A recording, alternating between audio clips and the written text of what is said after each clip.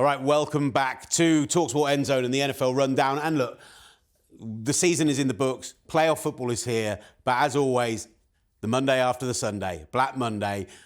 We only saw a couple of firings this year because so many got rid of people in mid-season. And actually, while recording the show, we've just had the breaking news that the Titans have moved on from Ron Carthon, their general manager. We're going to talk about who got this right, who got this wrong, where should people land, and actually, why haven't some teams fired, guys? That's my favorite part. That's what I want to get. There are a couple that are absolute head scratchers. But I'm going to start on that Titans one because this is fascinating to me, right? The Tennessee Titans get the number 1 overall pick. They have their brain trust of offensive line coaches who are, fronting this organization as head coaches and offensive coordinators right now. They want to build in the trenches. They want to be this certain style of team. I really don't understand teams in the NFL who don't try and create a unity between the general manager and the head coach. In theory, those two individuals are as important as each other. Unless you've got a Bill Belichick type who does it all, those two need to be as in lockstep as anyone in the NFL. And just this rotation of getting rid of one, Ryan Carthon would have been part of the hiring of the head coach last offseason. Now he's been fired while they've spent the last 6 months scouting players to pick at number 1 overall. So you're bringing somebody in new to that job who hasn't been doing the legwork that he's been doing, who hasn't got the unification with the rest of the organization. And then in a year's time, they'll end up sacking their head coach and it'll just become this rotation. And you see bad franchises do this nonsense all of the time. And it's why you're picking number 1 overall, Tennessee. And it's why you're not going to get good despite you're picking number 1 overall. Yeah, I'll go a little deeper on that, Will. So number 1, the Tennessee Titans had a pretty darn good coach last time I heard named Mike Vrabel. Oh. Okay, Mike Vrabel is now one of the lead candidates for multiple jobs across the NFL. There were multiple reports around the time that Mike Vrabel left that he did not get along well with the general manager. You're not even talking about the franchise. You're talking about very poor ownership in Tennessee. Number 1, and yes, this is a personal thing, the whole stealing the Oilers back, one of the stupidest decisions I've ever heard of in my life. You don't deserve that logo. You can't have that logo. That logo belongs to the city of Houston. Much more importantly, though, if you're going to have the number 1 pick, the only thing you do, because you mentioned perfectly that you spent the last 6 months scouting, this is what every team would do if they were well run. You would keep your general manager until the draft and you fire him the next day. Yeah. That has happened a billion times. I covered an NBA team, the Portland Trail Blazers, basically went to the draft, had the draft, and fired their GM on the spot. And the owner, Paul Allen, basically flew down on a helicopter to fly him in Portland from Seattle. That is how you do it in pro sports. Pro sports means professional sports. You're not professional if you fired your GM when you just got the number 1 pick and you've only got a couple months left before the draft. And they have a huge decision. Are you taking Travis Hunter? Are you taking Shedeur Sanders? Are you taking Cam Ward? You're affecting your franchise for years. That means that you got it wrong last year. So yeah, we can talk about the Jaguars and the Raiders and the Patriots and run down the list of New York Giants. God, they look like an absolute disaster again. But yeah, the Tennessee Titans look horrible because that means that you didn't believe in your general manager last year and you kept him. But if you were smart, you would have fired him after the draft. Now you're going to pay him for no reason, and you haven't decided anything. What it does show, though, is it does show that there is still the possibility of teams to move on from people. It doesn't have to have happened by Tuesday. 100%. Teams love to get ahead of the process. Teams love to get in there so that they can be first to interview guys. They can do it before they're playing in the playoffs, before that window gets closed. Before we get into the jobs that are open, who has dropped the ball here? Who has gone, no, I'm going to stick with my guys, and absolutely just whiffed on it? Yeah, I've been waiting for this the whole show. So 2 big votes on this. Number 1, how much time do I have? The New York Giants. So Brian Daboll was a really smart pick as a head coach 3 years ago. Mm-hmm. You got Daniel Jones wrong. You got Saquon Barkley wrong. That's on your GM and your owner, and this was all documented on Hard Knocks. But Brian Daboll has looked absolutely clueless for the last year. He's lost it with the media. He's lost it with the fans, with the teams, with the players, with how he handled his quarterback across the board. You can't bring back Brian Daboll. But not only did the Giants do that, they brought back their head coach, speaking of being in sync, and their general manager. Mm-hmm. Where are they going? Brian Daboll, you didn't hire Brian Daboll. Schoen, who last year went, we shouldn't pay Saquon Barkley. No one in the league is going to pay Saquon Barkley the money he wants. Oh, wait.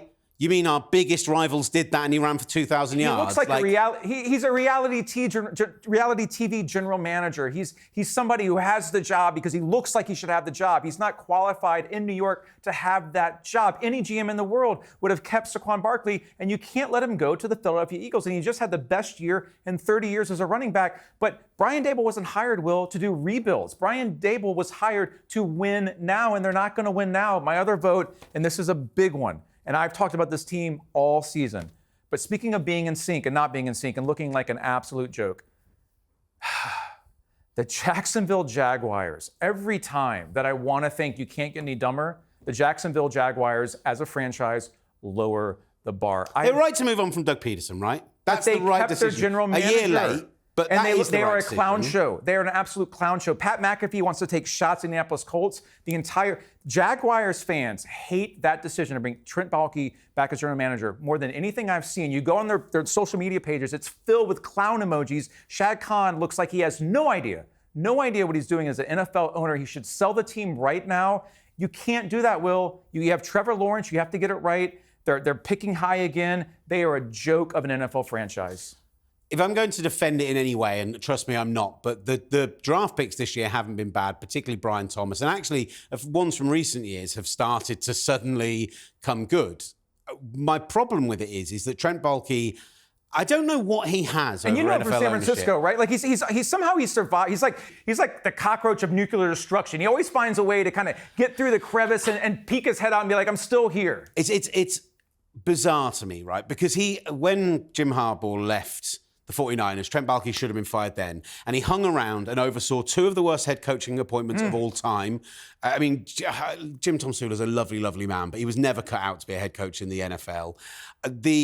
He oversaw some of the worst draft picks I've ever seen. And then Jacksonville go, well, yeah, but he did take that 49ers team to a Super Bowl. All of his good draft picks that happened in San Francisco happened in a 3-year stretch where they had Scott McLuhan there, who then went and built the Seahawks Super Bowl and who team took straight the team to the Super Bowl? The head coach and the quarterback and the defense and the team, or the general manager? Everybody else, not the general manager. None of it was Trent Baalke. He is a guy who I don't know what pictures he has on file of all these NFL owners, what dirt he must have to still be in the league. But this guy should have been out of the league 10 years ago, and he is still getting a job. He signed off on hiring Urban Meyer to be Trevor Lawrence's first head coach, and he still has survived, Will. I just don't understand that at all. So talking about who missed... And yet Shad Khan in his statement went, I'm going to work closely with Trent Baalke to decide who the right person to take this forward is. And then Shad Khan comes out and says, like, now the answer is to have deception in the NFL. Like the only way to win in the NFL is you have to be really deceiving. Are you you're going to go hire Josh McDaniels to be your head coach? You're going to hire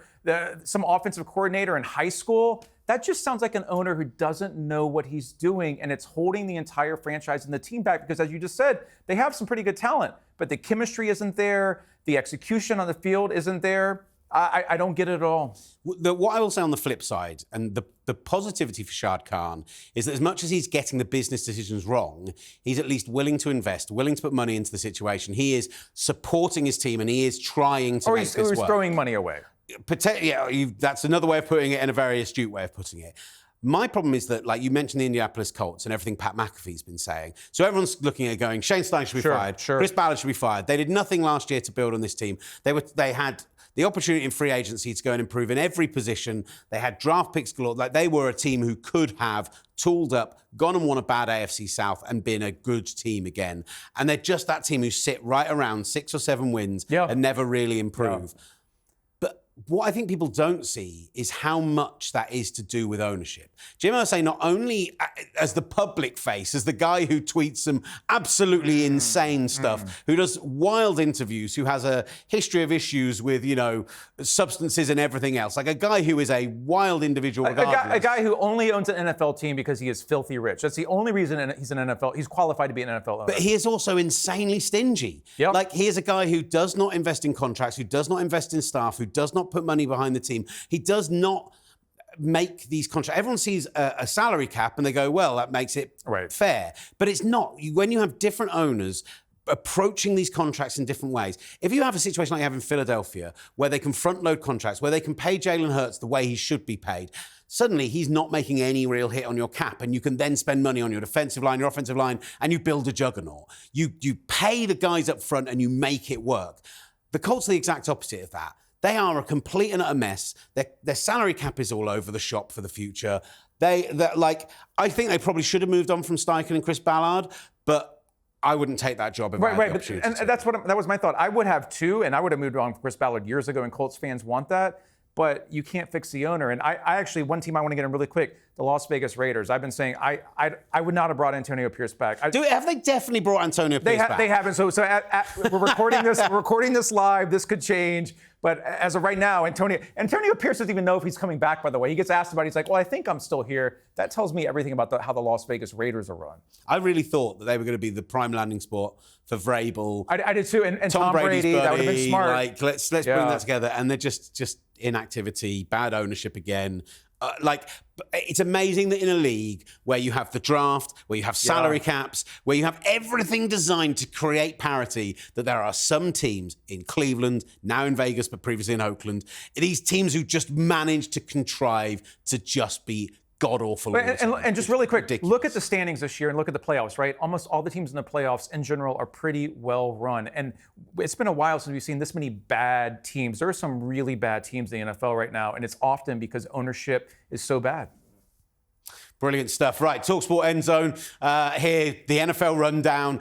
We didn't actually go through the open head coaching vacancies. I mean, maybe we can save that for next week's show. Maybe we'll do it in the next section. Who knows? You'll have to stick around and find out up next.